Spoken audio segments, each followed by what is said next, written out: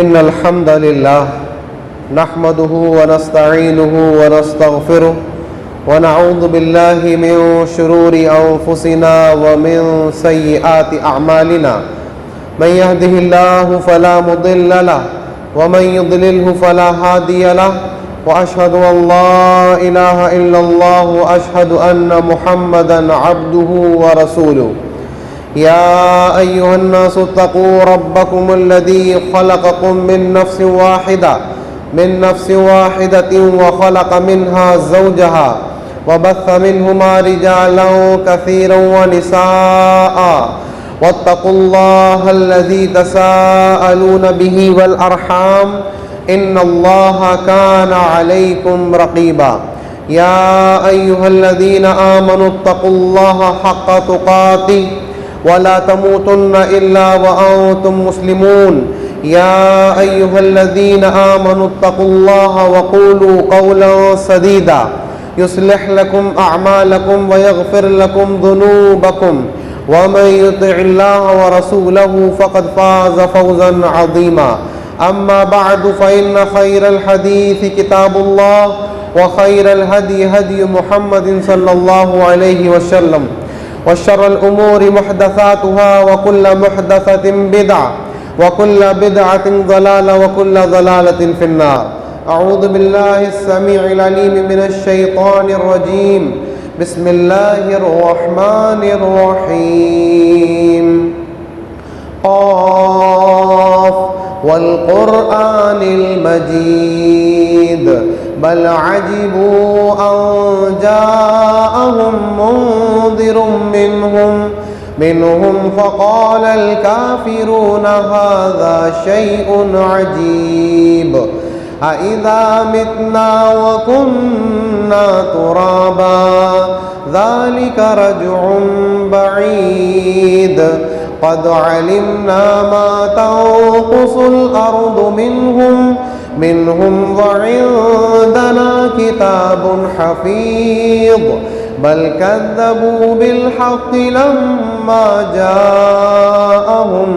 لما جاءهم فهم في أمر مريج. أفلم ينظروا إلى السماء فوقهم كيف بنيناها وزيناها وما لها من فروج.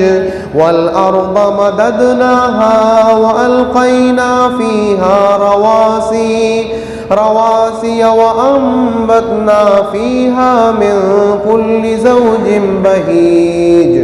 تبصرة وذكرى لكل عبد منيب. ونزلنا من السماء ماء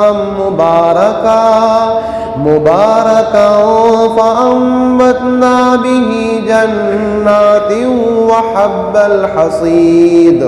والنخل باسقات لها طلع نضيد رزقا للعباد. وأحيينا به بلدة ميتا كذلك الخروج. كذبت قبلهم قوم نوح وأصحاب الرس وثمود وعاد وفرعون وإخوان لوط وأصحاب الأيكة وقوم تبع كل كذب الرسل فحق وعيد. أفعينا بالخلق الأول بل هم في لبس من خلق جدید. حاضرین جمعہ، بزرگوں، بھائیوں، اسلامی ماں اور بہنوں اور عزیز بچوں، تمام تعریفات اس اللہ رب العالمین کے لیے ہیں جو ہمارا اور آپ کا حقیقی معبود ہے. اس کے علاوہ کوئی بھی عبادت کے لائق نہیں ہے. اس کائنات کے اندر کا ہر ذرہ، ہر چیز، چاہے وہ جاندار ہو یا بے جان، اس کے علاوہ جتنی بھی چیزیں ہیں وہ سب اس کی مخلوق ہیں. چاہے وہ انبیاء کرام ہوں یا پھر ملائکہ ہوں یا جنات ہوں یا کوئی بھی جانور، چرند پرند، وہ سب اللہ کی مخلوق ہیں. اللہ رب العالمین کی مختصر سی تعریف کے بعد اس کے تمام انبیاء کرام علیہم السلام پر عموماً اور خصوصاً ہمارے اور آپ کے آخری نبی اور رسول محمد صلی اللہ علیہ وسلم پر اللہ رب العالمین بے شمار درود و سلام نازل فرمائے۔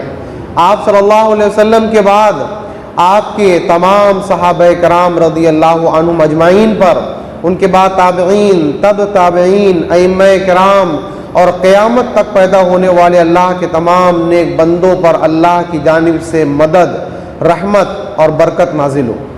حضرات، گزشتہ جمعہ آپ کے سامنے عقیدے کی بنیادی باتوں کے طور پر ترمذی اور مسند احمد کی ایک جامع حدیث کو شروع کیا گیا تھا، اور تقریباً آدھی اس حدیث کو پورا کر کے یہ آپ سے کہا گیا تھا کہ انشاءاللہ آئندہ ان باتوں کو اگلے جمعے میں آپ کے سامنے پیش کیا جائے گا۔ تو انشاءاللہ آج کے جمعہ میں جو گزشتہ جمعہ کی باقی باتیں تھیں، آج انشاءاللہ ان کو پیش کیا جائے گا۔ اللہ رب العالمین سے دعا ہے کہ اللہ تعالیٰ ہم سب کو صحیح بات کو سمجھنے، اس پر عمل کرنے اور اسے عام کرنے کی اللہ میں توفیق عطا فرما۔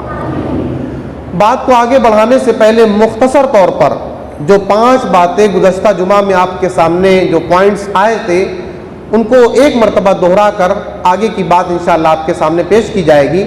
اللہ کے نبی صلی اللہ علیہ وسلم نے عبداللہ بن عباس رضی اللہ عنہما کو نصیحت کرتے ہوئے جو 10 باتیں بتلائی تھیں، ان میں سب سے پہلی بات آپ صلی اللہ علیہ وسلم نے یہ کہی تھی، احفظ اللہ یحفظک، تم اللہ کی حفاظت کرنا تو اللہ تمہاری حفاظت کرے گا۔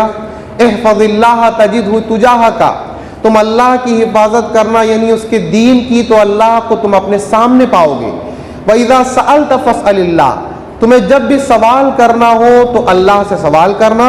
وَإِذَا اسْتَعَنْتَ فَاسْتَعِنْ بِاللَّهِ، تمہیں جب بھی مدد کی ضرورت پڑے تو صرف اللہ سے مدد مانگنا۔ وَاعْلَمْ أَنَّ الْأُمَّةَ لَوِ اجْتَمَعَتْ عَلَىٰ أَن يَنفَعُوكَ بِشَيْءٍ لَمْ يَنفَعُوكَ إِلَّا بِشَيْءٍ قَدْ كَتَبَهُ اللَّهُ لَكَ، اور یہ بات جان لو کہ پوری دنیا اگر تمہیں کسی بات کا نفع اور فائدہ پہنچانا چاہے تو تمہیں صرف اتنا فائدہ دے سکتے ہیں جتنا اللہ نے تمہارے لیے لکھ دیا ہے۔ وَإِنِ اسْتَمَعُوا عَلَىٰ أَن يَضُرُّوكَ بِشَيْءٍ لَمْ يَضُرُّوكَ إِلَّا بِشَيْءٍ قَدْ كَتَبَهُ اللَّهُ عَلَيْكَ، اور اسی کے برعکس اگر پوری دنیا، جنات اور انسان سب کے سب جتنے بھی ہیں، اس بات پر اجتماع کر لیں کہ وہ تمہیں کسی بات کا نقصان پہنچا دیں، تو وہ تمہیں صرف اتنا نقصان پہنچا سکتے ہیں جتنا اللہ نے تمہارے لیے لکھ دیا ہے۔ یہ 5 باتیں آپ کے سامنے گزشتہ جمعہ میں پیش کی گئی تھیں۔ اس کے بعد ہم دیکھتے ہیں، اور گزارش آپ سے یہ ہے اور ہمیشہ کے لیے کہ اللہ کے نبی صلی اللہ علیہ وسلم کے ذریعے جو بھی دین ہم تک پہنچا ہے، یعنی اللہ کی کتاب کی شکل میں یا آپ صلی اللہ علیہ وسلم کی احادیث کی شکل میں، جن دونوں کو ملا کر یہ دین مکمل ہوتا ہے، ان باتوں پر بہت ہی غور اور سنجیدگی کے ساتھ سنا کریں۔ اللہ رب العالمین سے بہت امید ہے کہ اللہ ہمیں ان کے ذریعے سے ہدایت دے گا اور آخرت کی کامیابی کا ضمانت اللہ رب العالمین ہم کو دے گا انشاءاللہ۔ آپ صلی اللہ علیہ وسلم نے آگے فرمایا، رفعت الاقلام وجفت الصحف، اے عبداللہ اور اے پوری امت، جان لو اس بات کو کہ قلموں کو اٹھا لیا گیا ہے اور کاپیاں، رجسٹر خشک ہو چکے۔ اللہ کے نبی صلی اللہ علیہ وسلم اس بات میں یہ بتلانا چاہتے ہیں کہ قیامت کے صبح تک جو کچھ بھی ہونے والا ہے اس کائنات اور اس دنیا کے اندر، چاہے وہ حادثہ ہو یا کوئی خوشی ہو، خوشحالی ہو یا پریشان حالی ہو، کچھ بھی ہو، کسی کے ساتھ بھی ہو، کسی بھی انسان، جنات یا جانور کے ساتھ، وہ سب کچھ پہلے سے اللہ نے لکھ رکھا ہے، وہ سب کچھ اللہ کے پاس موجود ہے۔ ایسا کوئی بھی حادثہ، ایسا کوئی بھی واقعہ، ایسی کوئی بھی بات، ایسا کوئی بھی کام نہیں ہے جو اللہ کے پاس نوٹ نہ ہو اور وہ اس دنیا میں ہو جائے۔ اس بات سے کوئی غلط مطلب نہ نکالے۔ بعض ہمارے بھائی، مسلمان بھائیوں کو بھی دیکھا جاتا ہے، وہ بعض دفعہ غلط نظریات میں پھنس جاتے ہیں۔ مثال کے طور پر اللہ کے نبی صلی اللہ علیہ وسلم یہاں پر تقدیر کی وضاحت کر رہے ہیں کہ تقدیر کے اندر جو لکھ دیا گیا ہے وہی اس کائنات میں ہوگا۔ بعض ہمارے بھائی اس کا یہ مطلب سمجھ لیتے ہیں غلط فہمی میں کہ ہم لوگ مجبور ہیں، جتنا اللہ نے لکھ دیا اس کے علاوہ ہم کچھ کر نہیں سکتے، اس کا مطلب ہے کہ جنت اور جہنم یہ بے فائدہ ہے کیونکہ ہم تو مجبور ہیں۔ پھر جنت اور جہنم الگ الگ کر کے کچھ لوگوں کو جنت دینا اور کچھ لوگوں کو جہنم دینا، یہ کہاں کی بات ہے؟ دراصل مختصر طور پر میں آپ کے سامنے اس کی وضاحت کر دوں، اور تاکہ ہمارے دماغ میں اگر یہ بات ہو تو نکل جائے کہ اللہ رب العالمین نے جو تقدیر کی بات قرآن میں بیان کی ہے اور اللہ کے نبی صلی اللہ علیہ وسلم نے جو احادیث میں بتلایا ہے کہ تقدیر پر ایمان رکھے بغیر ایمان نامکمل ہے، اس کا مختصر سا یہ مطلب ہے کہ اللہ تعالیٰ کو قیامت تک ہونے والے اور اس کے بعد بھی ہونے والے واقعات کے بارے میں پہلے ہی سے علم تھا، تو اللہ نے اپنے علم کو دکھانے کے لیے کہ میرا علم اتنا مضبوط ہے کہ میں نے لکھ دیا ہے، یعنی اس کے علاوہ کوئی چیز ہو ہی نہیں سکتی۔ آپ غور کریں اس بات پر، ہم آپ دنیا کا ہر انسان، کوئی بھی، حتیٰ کہ تمام جانور یا بے جان چیزیں بھی جو حرکت ہو رہی ہیں، یہ تمام چیزیں پہلے اللہ کے علم میں آ چکی ہیں کہ یہ میرا بندہ اپنی چاہت سے کیا کرے گا، کیا گناہ کرے گا، کیا بھلائی کرے گا، اپنی چاہت سے، مجبوراً نہیں، اپنی چاہت سے کیا کیا کرے گا اللہ کو پہلے ہی معلوم ہے۔ آپ اس کے علم کا اندازہ کریں، اللہ اکبر، اللہ کی ذات اور اس کے علم کا اندازہ کریں کہ اللہ کو سب کچھ پہلے ہی سے معلوم ہے کہ میرے تمام بندے اپنی چاہت سے کیا کیا کریں گے۔ اللہ نے اپنے علم کی مضبوطی کو دکھانے کے لیے اس کو لکھوا دیا، قلم کو حکم دیا کہ سب کچھ لکھ دو، اور اللہ رب العالمین کے حکم سے قلم نے سب کچھ لکھ دیا۔ مطلب یہ ہے کہ پریشان ہونے کی ضرورت نہیں ہے، اللہ کو سب پتہ ہے جو ہو رہا ہے۔ ہم اپنے آپ کو دیکھیں، ہم کیا غلط کر رہے ہیں، کیا صحیح کر رہے ہیں، ہم اپنے اوپر غور کریں۔ ہم اللہ رب العالمین سے گلہ شکوہ نہ کریں کہ اللہ دیکھو میرے ساتھ کیا کیا ہو رہا ہے، شاید آپ کو نہیں معلوم ہے کہ ہمارے ساتھ یہ ہو رہا ہے، نعوذ باللہ۔ ہم اللہ سے شکوہ نہ کریں، ہم اپنا کام کریں، اپنی محنت کریں، اللہ سے دعائیں مانگیں۔ اللہ کو سب کچھ پتہ ہے، جو ہو رہا ہے یہ تو ہم بھی جانتے ہیں، جو ہونے والا ہے اللہ وہ بھی جانتا ہے۔ اللہ سب کچھ جانتا ہے، اور وہی وہ ذات ہے اس کائنات کے اندر اکیلی جو سب کچھ جانتی ہے۔ باقی اس کے علاوہ انبیاء کرام بھی صرف اتنا جانتے ہیں جتنا اللہ نے انہیں بتایا۔ اس بات کو اپنے ذہن میں بٹھا کر رکھیں۔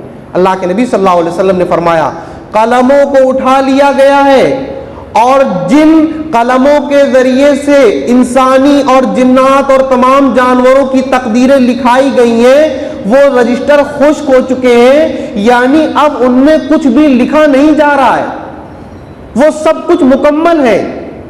تو اس بات کو ہم اپنے ذہن میں رکھیں۔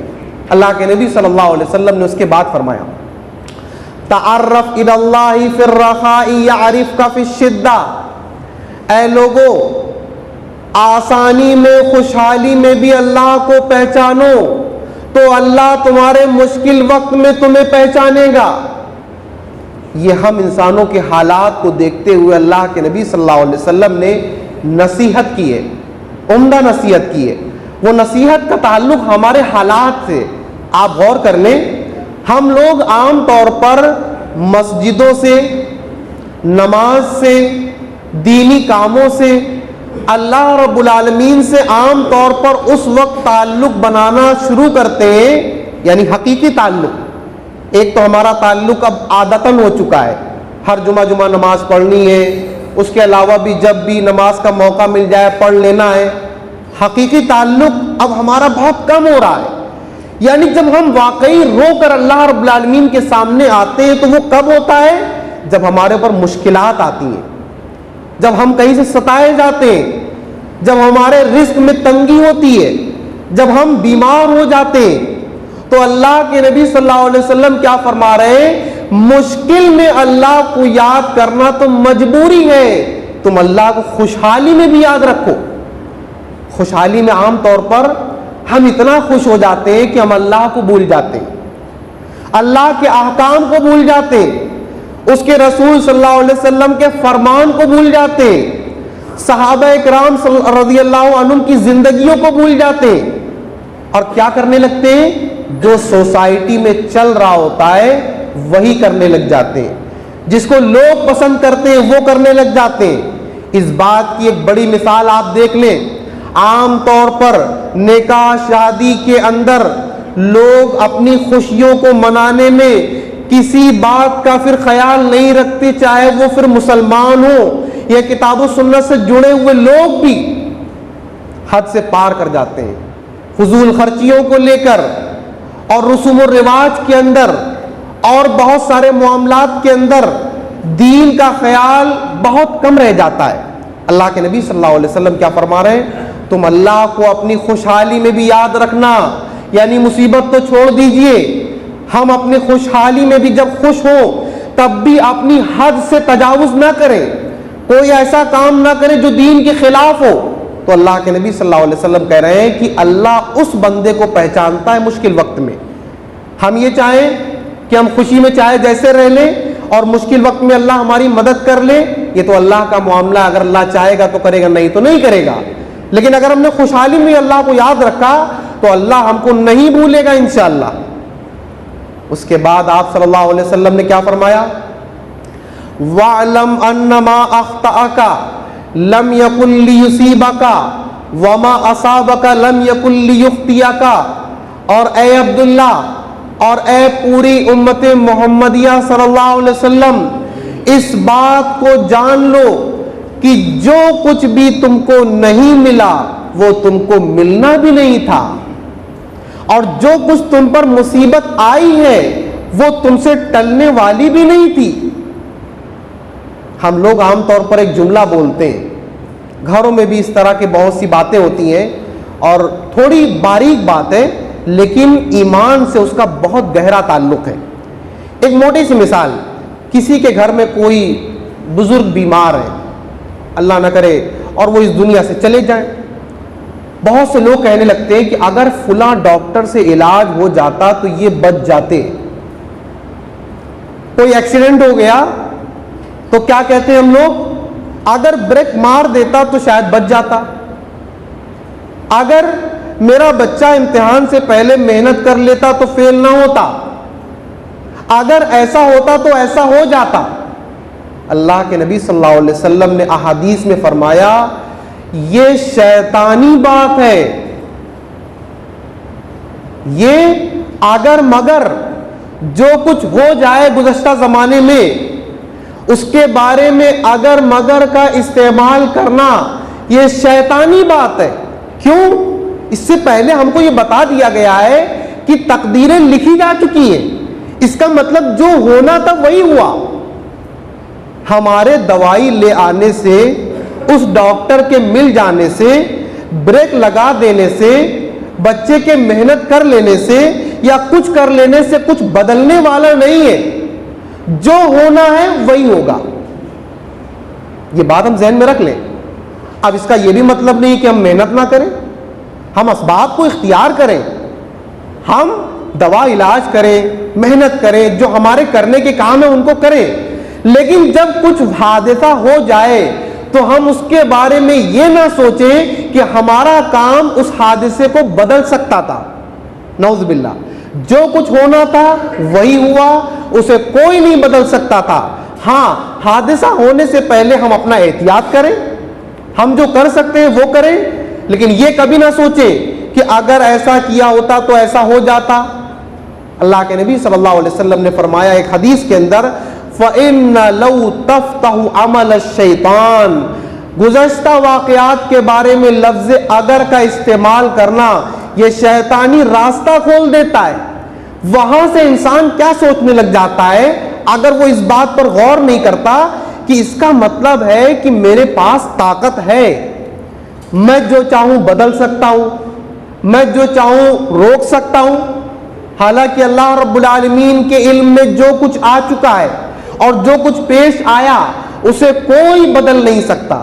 اللہ کے نبی صلی اللہ علیہ وسلم نے اسی لیے فرمایا اگر تمہارے پر کوئی مصیبت آئی ہے تو یہ کبھی مت سوچنا کہ میرے ہاتھ میں تھا، میں نے یہ نہیں کیا تو مصیبت آ گئی، یہ سوچنا غلط ہے۔ جو مصیبت تم پر آئی ہے وہ آنی ہی تھی، اسے کوئی ٹال نہیں سکتا پوری دنیا مل کر، اور جو مصیبت تم پر نہیں آئی اسے تمہارے اوپر کوئی لا نہیں سکتا۔ جو خوشی تم کو ملی ہے اس خوشی کو تم سے کوئی روک نہیں سکتا تھا۔ آپ صلی اللہ علیہ وسلم کے الفاظ کیا ہیں؟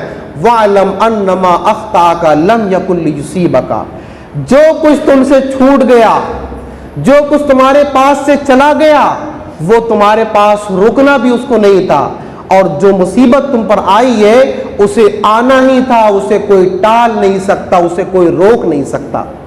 اس کے بعد آپ صلی اللہ علیہ وسلم نے فرمایا وَاعْلَمْ أَنَّ النَّصْرَ مَعَ الصَّبْرِ، اور اس بات کو یاد رکھنا کہ اللہ کی مدد آتی ہے صبر کے بعد۔ اللہ رب العالمین کی مدد کب آتی ہے؟ صبر کے بعد۔ جب انسان صبر کرتا ہے، صبر کا مطلب بہت وسیع ہے اسلام کے اندر، صبر کے کئی معنی ہیں۔ صبر کے معنی صرف خاموش ہونا نہیں ہوتا، صبر کا اصل معنی ہوتا ہے رکنا۔ اور کیا مطلب ہے رکنے کا؟ یعنی اللہ کے دین پر ٹھہرے رہنا، گناہوں سے بچنا، غلط باتیں زبان سے نکالنے سے بچنا۔ یعنی جب کوئی مصیبت آ جائے تو اس وقت ہمیں غلط قدم نہیں اٹھانا ہے۔ مثال کے طور پر اللہ نہ کرے کسی بھائی کے ساتھ کوئی حادثہ پیش آ جائے، اس کے کاروبار میں نقصان ہو جائے، اب وہ پریشان ہو کر الٹی سیدھی باتیں بولنے لگ جائے کہ اللہ نے میرے ساتھ ایسا کیوں کیا، نعوذ باللہ، اللہ رب العالمین کے ساتھ، یا میں نے تو کسی کے ساتھ غلط نہیں کیا، میرے ساتھ ایسا کیوں ہوا، نعوذ باللہ، یا میں اب ایسا کر لوں گا، میں خودکشی کر لوں گا، نعوذ باللہ۔ اللہ کے نبی صلی اللہ علیہ وسلم کیا کہہ رہے ہیں کہ اللہ رب العالمین کی مدد کب آتی ہے؟ جب انسان صبر کرتا ہے، یعنی اللہ رب العالمین کے دین پر جمع رہتا ہے، کوئی غلط قدم نہیں اٹھاتا۔ آج مسلمانوں کے حالات کو آپ دیکھ لیں، حالات کے اوپر بہت سی باتیں آتی ہیں، لیکن اس بات کو یاد رکھیں کہ حالات کیسے بھی کیوں نہ آ جائیں، لیکن ہم اپنے دین سے نہیں ہٹ سکتے۔